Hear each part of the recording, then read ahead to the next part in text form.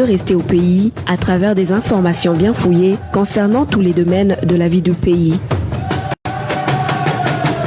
Le magazine Humura Burundi est diffusé sur le web via le site de la RPA www.rpa.bi. Humura Burundi.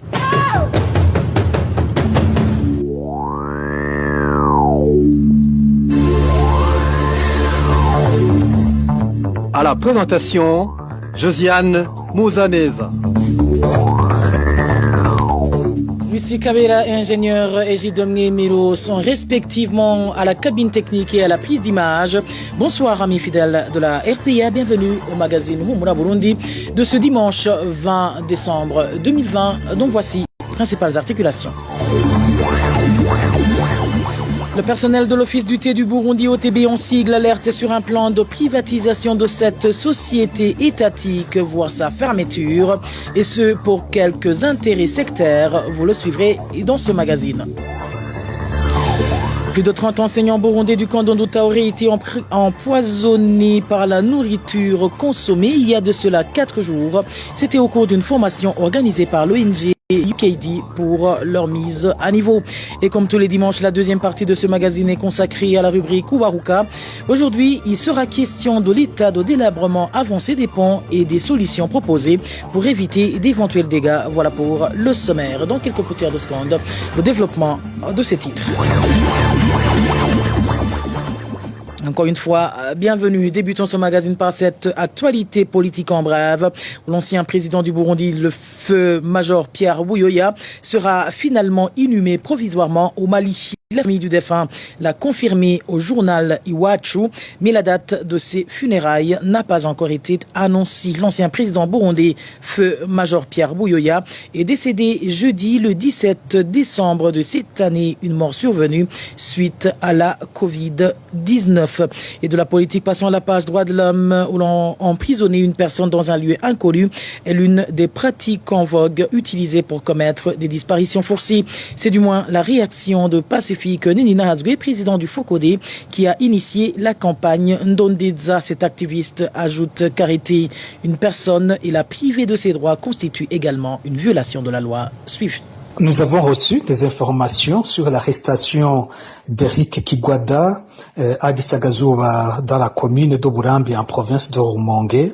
Eric Kigwada, qui était récemment rentré de Tanzanie, qui a été arrêté alors qu'il partageait un verre avec des amis, arrêté par des agents de l'administration, des miliciens Imbonerakure, qui l'auraient accusé d'avoir participé à des groupes armés, alors que lui, il s'est défendu qu'il était plutôt en Tanzanie à la recherche du travail.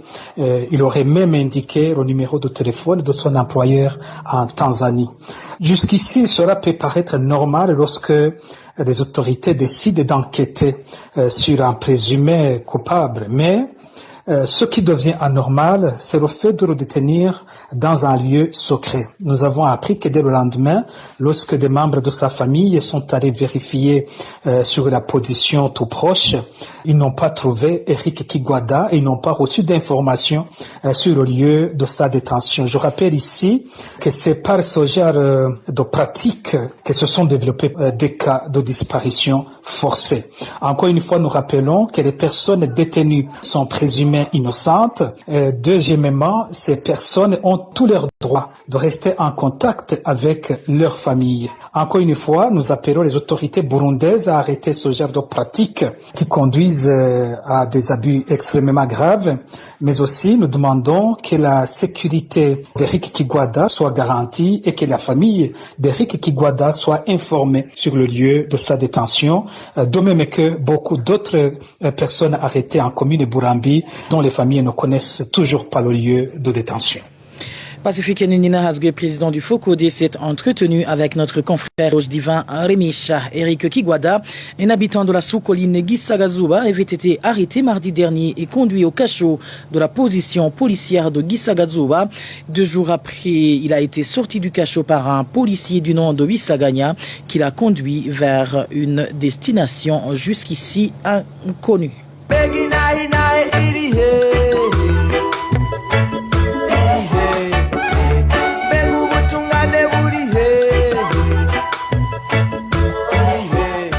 l'OTBA reste solidaire avec les journalistes du groupe de presse Iwachu, Agnès Ndirubusa, Christine Kamikazi, Terence Modenzi et Egide Haririmana, en détention depuis le 22 octobre 2019. Ils ne sont victimes que de leur métier de journaliste.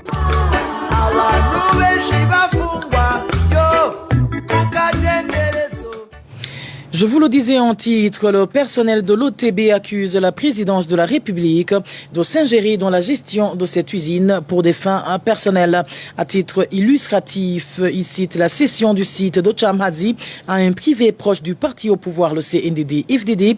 Selon le même personnel, leur ministre de tutelle serait impliqué dans ce dossier qui pourrait pourtant entraîner la fermeture de cette usine étatique. Le point avec Nadège Irakodze. La première correspondance y relative date du 22 octobre 2020, adressée à la ministre du Commerce et de l'Industrie. Elle avait pour objet le projet d'implantation d'une industrie théicole à Kayanza. Dans son argumentaire, le commissaire Gabriel Nizigama, chef de cabinet civil du président de la République, avançait la libération de la filière thé pour justifier sa mesure de céder une partie des champs appartenant à l'usine de thé du Burundi, OTB en sigle. Selon lui, cette dernière ne serait plus à mesure de prendre toute la production théicole, ce qui, lit-on dans la même correspondance, décourage les théiculteurs et risque de les décourager jusqu'à les entraîner à délaisser cette culture au profit des cultures vivrières. De leur côté, le personnel de l'OTB qualifie de prétexte cet argumentaire du chef de cabinet Gabriel Nizigama, car leur usine s'est portée aussi bien qu'aujourd'hui. Ces derniers font même savoir que pour le moment, la plupart de leurs sites sont en pleine extension. Pourtant, un mois après, ce fut le tour de la ministre en charge de l'industrie et du commerce d'instruire son homologue du ministère de l'Agriculture et de l'Élevage d'exécuter les volontés émanant de la présidence de la République. Dans sa lettre datée du 20 novembre 2020, l'honorable Immaculée Nahayo demandait au ministre de l'Agriculture d'intervenir et de veiller à ce que le directeur général de l'OTB ne soit une entrave à cette initiative en cours. Une injonction qui a soulevé des inquiétudes au sein du personnel de l'OTB qui trouve anormal qu'un tel projet soit envisagé sans associer les premiers concernés, à savoir l'usine de l'OTB et ses responsables. Dans nos éditions ultérieures, nous vous ferons part des zones d'ombre qui entravent cette affaire et des inquiétudes du personnel de l'OTB quant aux conséquences qui pourraient même conduire à la fermeture de cette usine étatique.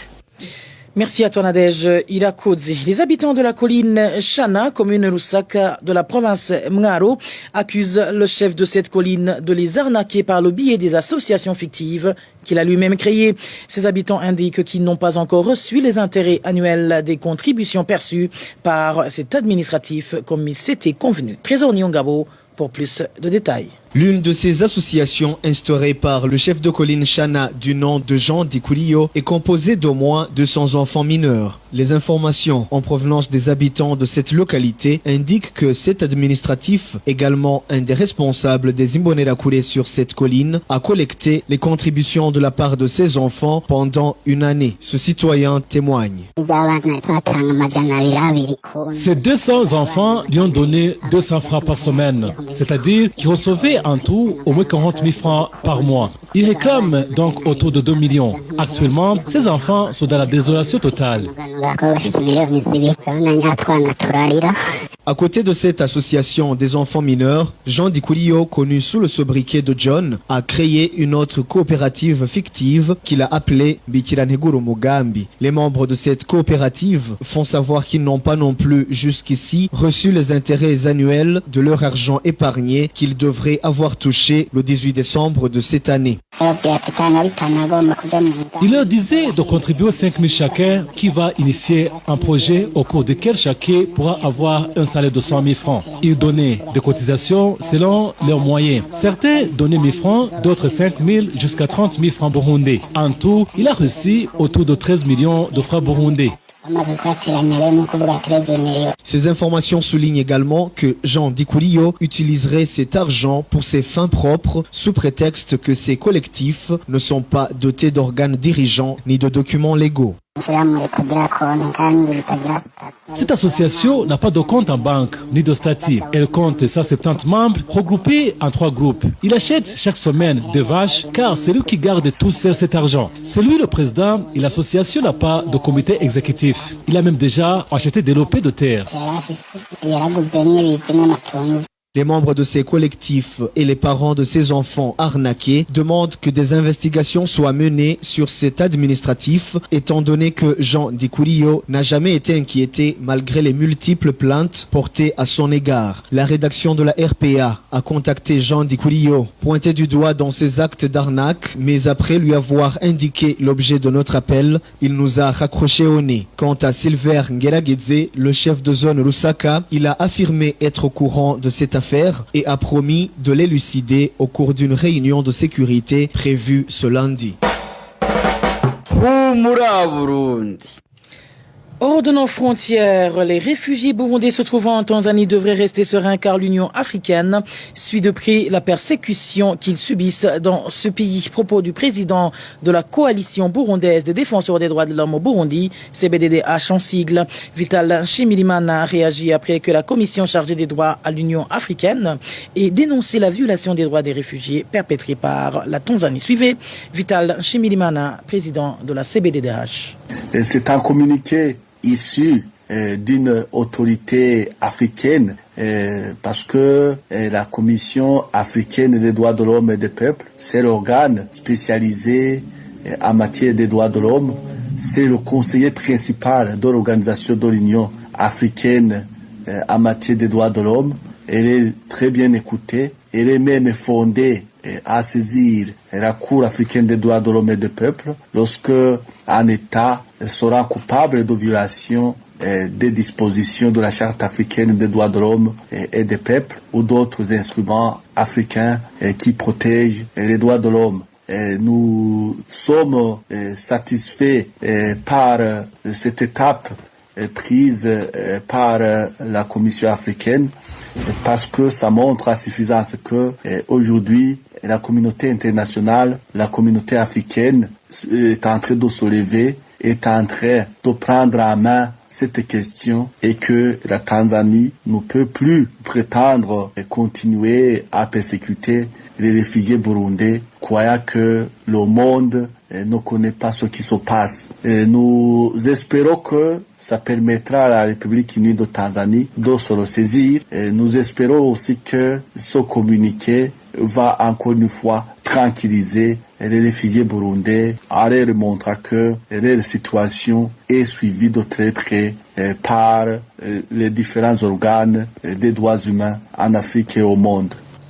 Et dans l'entretemps, la vie des réfugiés burundais en Tanzanie continue à être mise en danger. À titre illustratif, plus de 300 enseignants burundais du camp d'Onduta sont alités depuis ce mercredi suite au repas qu'ils ont consommé. Et dans ce camp, selon ces enseignants, ils ont pris ce repas lors de la formation de recyclage et soupçonnent un empoisonnement. Le point avec Walter Quizer. Les enseignants qui souffrent pour le moment sont au nombre de 320. Selon notre source à Nduta, ces enseignants avaient participé à la formation de recyclage qui avait été organisée par l'organisation UKD en collaboration avec l'ONG Caritas. Selon toujours ces informations, cette formation devrait durer 5 jours, ce qui n'a pas été le cas à cause du repas servi à ces enseignants qui les a rendus malades par la suite.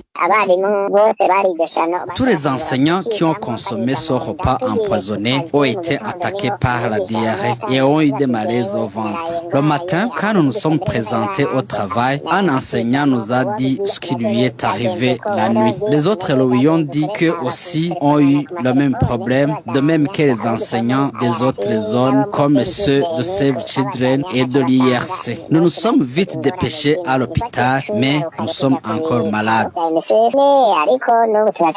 Selon ces enseignants, ce repas a été préparé par une même personne car tous ceux qui l'ont ont consommé dans différentes zones où se sont déroulées ces formations sont tombés malades, surtout ceux qui ont mangé de la viande. Ce repas provenait de Kibondo en Tanzanie. Nous l'avons été servi par les Tanzaniens. Mais ceux qui ont été beaucoup touchés par ce poison, ceux qui avaient travaillé dans l'après-midi. De plus, ils nous ont servi du repas cuit et c'est sûr que c'est une même personne qui l'avait préparé. Car si cela n'était pas le cas, tous les enseignants dans les zones ne seraient pas tombés malades. C'est-à-dire, le repas empoisonné était surtout la viande, du fait que ceux qui ne l'ont pas consommé souffrent moins. Actuellement, les activités en rapport avec l'éducation ont été perturbées dans ce camp d'Ondouta du fait que la moitié des enseignants ne peuvent pas se présenter à l'école depuis jeudi dernier. Normalement, nous ne travaillons plus car personne ne peut travailler étant mal au ventre. Les autorités dans le camp n'ont rien informé sur cet incident. Néanmoins, le directeur de l'éducation des réfugiés burundais est venu récemment pour voir notre état de santé, mais rien de plus.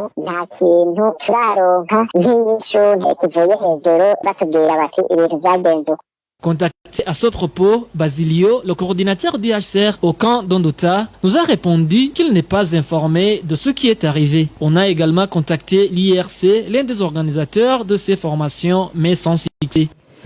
Merci à toi, Walter Kwizira. Place maintenant à la rubrique Uwahuka qui vous parle aujourd'hui des causes de la non-réhabilitation des ponts et de ce qui fait que certains d'entre eux se détériorent quelques années après leur construction. Nos invités vont proposer des solutions pour que ces ponts puissent être réhabilités avant de causer des dégâts. La rubrique Uwahuka vous est présentée par Clovis Nyonzima.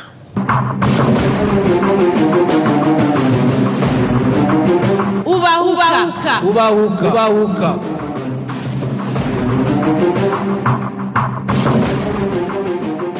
Beaucoup de ponts se trouvant sur les routes reliant certaines provinces à la mairie de Bujumbura sont menacés. Plusieurs parmi eux datent de nombreuses années. Sur plus de 10 ponts qui sont menacés, 2 se sont déjà écroulés, mais les travaux de réhabilitation de l'un des 2 sont en cours. Les ponts restants ont déjà présenté des fissures. Qu'est-ce qui manque pour que ces ponts en mauvais état soient réhabilités? Pourquoi certains ponts nouvellement construits se détériorent quelques années après? Quel est le rôle de l'État dans la prise en charge des infrastructures publiques? Frédéric Bamvuginyumvira, ancien vice-président burundais, et Gabriel Rufyiri, président de l'Observatoire de la lutte contre la corruption et les malversations économiques, sont les invités qui nous aideront à répondre à ces questions. Au micro, c'est Clovis Nyonzima. Bienvenue.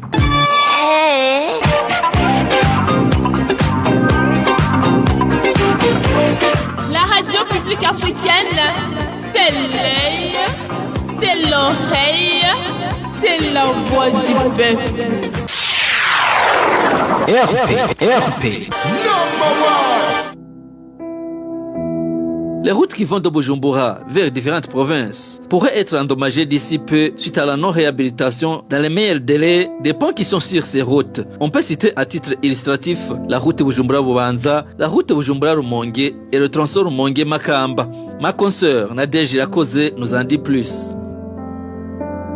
Les ponts se trouvant sur différentes routes principales du pays sont en train de se détériorer. Ces ponts se trouvent entre autres sur les routes reliant la capitale aux différentes provinces du pays. On peut citer par exemple le pont de la rivière Gikoma sur la route nationale numéro 9 Bujumbura-Bubanza. Sur cette route, les berges de la rivière Gikoma et les poutres qui soutiennent ce pont ont commencé à se fissurer petit à petit. D'autres ponts en détérioration progressive se trouvent sur la route nationale numéro 3 reliant Bujumbura, Rumonge et Makamba. La plupart de ces ponts datent de très longtemps et par conséquent, ils risquent de se briser d'un moment à l'autre. Il s'agit entre autres le pont de Karonda, le pont de Muguruka, le pont appelé Dama de Rumonge et le pont de la rivière Magara. Cette route est très utile pourtant pour la population, surtout ceux qui font le commerce. Sur plus d'une dizaine de ponts que la RPA a pu répertorier dans différentes localités du pays, 2 se sont déjà écroulés. Il s'agit entre autres de celui de Nyabuhururu en province Muramvya et d'un autre situé en province Makamba, mais ce dernier est en cours de réhabilitation. Plusieurs raisons sont donc à l'origine de la destruction des ponts. Gabriel Rufyiri, président de l'Observatoire de la lutte contre la corruption et les malversations économiques, soulève entre autres le manque d'entretien par les services habilités et le non-respect de la loi dans l'attribution des marchés publics. Il y a plusieurs raisons qui causent la destruction des ponts. D'abord, il faut savoir que la protection et l'entretien des ponts doivent être un travail quotidien qui est mené par des services habilités. Au Burundi, ici dans notre pays, c'est l'Office des routes qui est en charge de l'entretien des ponts et des routes. Mais malheureusement, ce n'est pas le cas. Nous voyons qu'il y a plusieurs ponts qui ont été détruits au vu aussi de tout le monde. D'abord, comme je le disais, la première cause de la destruction et la dégradation de ces ponts, c'est le manque d'entretien de par les services habilités. Deuxièmement, c'est le problème de protection de la proximité de ces ponts, ce que je peux appeler la protection de l'environnement en général, mais plus particulièrement de ces ponts. Donc, il faut qu'il y ait la plantation des arbres appropriés qui peuvent protéger ces ponts. La troisième cause qui provoque la dégradation et la destruction des ponts, c'est les marchés publics qui ne sont pas bien attribués, des marchés de la construction de ces ponts qui sont donnés sans respecter les règles en la matière. Pour Frédéric Bamfugiyumvira, ancien vice-président burundais, le gouvernement via le département des ponts et chaussées du ministère des Travaux publics devrait toujours donner un rapport de situation des ponts et disponibiliser chaque année les fonds de leur réhabilitation dans le budget annuel de l'État. Le gouvernement vient, la première mission est de procéder à l'évaluation de ce qu'il y a. Et le ministère des Travaux publics, le département Ponts et Chaussées, doit absolument donner un rapport complet sur l'existence, et le niveau des routes, comment ces routes sont tenues, les ponts, comment ces ponts sont, quel est l'état de ces ponts, quel est l'état de ces routes. Et il faut qu'il y ait un rapport concret, complet, qui puisse montrer l'image, justement, de ces deux réalités à l'intérieur même du pays, pour permettre, comme je l'ai déjà souligné, le déplacement des biens et des personnes. Le deuxième élément, c'est un rapport avec les nouveaux ponts qui se construisent, mais malheureusement qui se détruisent juste après quelques années. Ici, la question qui est posée, c'est la question en rapport avec l'octroi des marchés. Il y a des manières de procédure pour octroyer des marchés. Dès lors qu'il y a une grosse somme, on ne peut pas procéder au gré à gré. Non, c'est impossible. Il faut que quelque part on analyse et on octroie des marchés, différentes organisations qui sont capables de mieux faire ce travail, examiner le dossier technique, examiner le dossier financier et constater que telle organisation est plus capable que l'autre. Et malheureusement aujourd'hui, avec l'analyse des offres, il y a ce qu'on appelle le trafic d'influence, ou parce qu'il est du parti, ou parce qu'il donne beaucoup d'argent au parti, ou parce qu'il est ami d'hôtel, et ça devient une question de fond. En tout cas, l'origine des ponts, des routes qui se construisent et qui se détruisent après quelques temps, l'origine, c'est souvent cela. Donc, je crois qu'il faut peut-être essayer de trouver des solutions à ce niveau-là.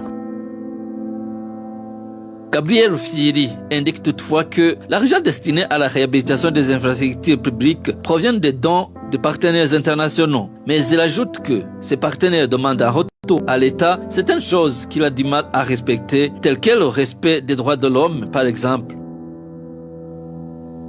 Il y a un problème du manque de moyens. Ici, il faut que je parle du budget général de l'État. Le budget général de l'État, il est construit sous trois aspects. Le premier aspect concerne le budget de fonctionnement. Le budget de fonctionnement revient des taxes et impôts en provenance des citoyens burundais. Ce montant aussi autour de 1000 milliards de nos francs qui est utilisé plus précisément au niveau du paiement des fonctionnaires de l'État. Donc, en plus de ce budget de fonctionnement, il y a ce que je peux appeler le déficit. Le déficit aussi, il est comblé dans le but de payer certains services publics du budget il y a le troisième volet qui est le budget d'investissement. C'est un budget qui provient de l'extérieur. Apparemment, actuellement, c'est vraiment minime parce que dans le budget d'à peu près actuellement 1500 milliards de nos francs, il y a à peu près moins de 400 milliards en provenance des partenaires du Burundi qui devaient aider à faire des investissements. Mais aujourd'hui, depuis 2015, il y a eu le tarissement du budget suite aux troubles politiques. Donc, vous comprenez qu'il y a un grand problème.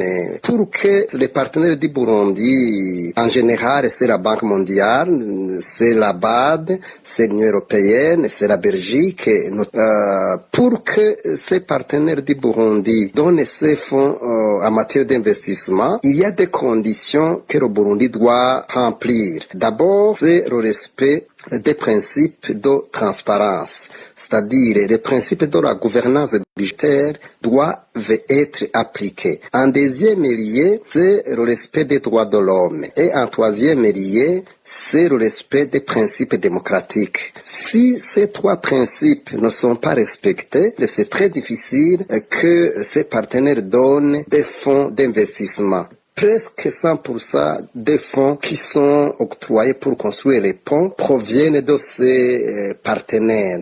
Donc, c'est toutes ces exigences, c'est toutes ces obligations que le gouvernement est appelé à remplir pour que les ponts soient construits. Malheureusement, le gouvernement n'arrive pas souvent à satisfaire ces exigences. Si donc, par malheur, ces ponts se détruisent en emportant des vies humaines, Frédéric Bamvuguin-Villa indique que, dans ce cas, l'entière responsabilité de l'État est engagée. Selon lui, l'Assemblée nationale, qui a la mission de contrôler l'action gouvernementale, devrait garder l'œil sur le ministère des Travaux publics. Maintenant, si vous avez constaté qu'il y a des ponts qui vieillissent et qui des fois emportent des vies humaines, évidemment, la responsabilité revient à qui? La responsabilité du gouvernement est engagée, bien entendu. Et la responsabilité aussi de l'Assemblée nationale est engagée. Parce que s'il y a mort d'homme, l'Assemblée nationale doit se lever pour dénoncer un tel comportement ou une telle situation. Et leur mission est d'interroger, de suivre de plus près la politique du gouvernement et d'inviter le ministre des Travaux publics à venir s'expliquer devant l'Assemblée nationale. S'il fournit des explications convaincantes, bien entendu, alors là, il reste en son poste. Mais au cas contraire, l'Assemblée nationale devrait procéder justement à aller évoluer à une étape où ce ministre devrait être démis de ses fonctions pour qu'il puisse être remplacé par quelqu'un d'autre, de plus compétent. Maintenant, s'il a une logique de privilégier les connaissances, privilégier l'adhésion parti au lieu de privilégier la compétence, je crois que quelque part, on risque d'aboutir à une situation où le pays devient incontrôlable. Et nous constatons qu'effectivement, il y a des problèmes, mais il faut que le gouvernement agisse autrement, sinon le pays risque de sombrer, alors que sa mission était de redresser la situation. Bien entendu, des fois, on se comprend. Est-ce que ces gestes se comprennent? Quelque part, oui, parce que si le gouvernement n'est pas élu, si le CNDD n'est pas élu, quelque part, il risque de punir ces gens-là en ne faisant rien et en essayant de collecter de l'argent et peut-être, je ne sais pas ce qu'ils vont en faire, mais continuer à tromper le public, que les choses marchent bien et que ça ne marche pas. Pour clore, Gabriel Rufyiri demande au gouvernement de respecter certains principes, tels que les principes de transparence et des droits de l'homme, pour regagner la confiance des partenaires. D'abord, il faut que le gouvernement respecte les principes de la gouvernance, de la transparence, des droits de l'homme et de la démocratie.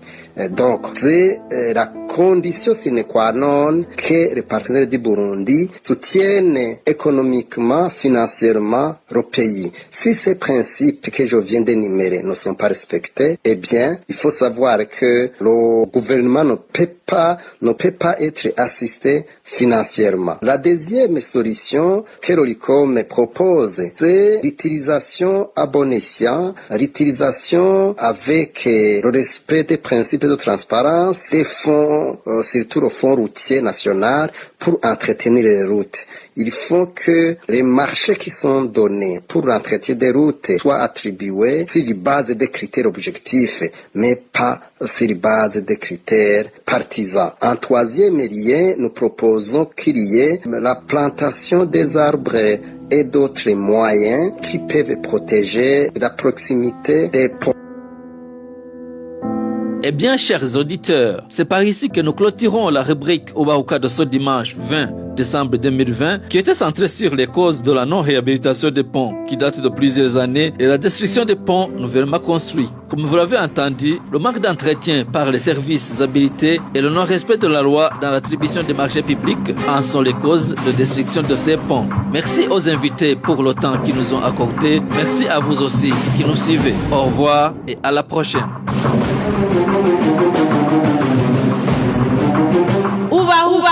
Ubahuka.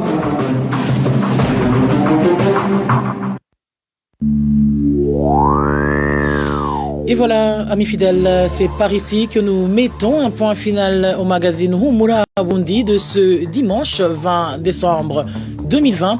Merci à vous tous qui nous avez tenu compagnie. Merci à toute l'équipe rédactionnelle qui m'a aidé à collecter toutes ces informations. Sans oublier Lucie Kawera et ingénieur régie de Mimelo qui assuraient respectivement la mise en onde et la prise d'image. À la présentation, vous étiez avec Josiane Mozaneza. Excellente soirée chez vous et un bon début de semaine à tous.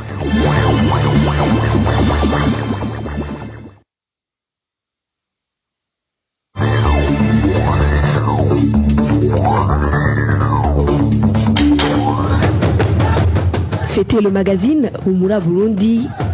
Un magazine campant pour relier les Burundais en exil et ceux toujours au pays à travers une information de qualité. Bakira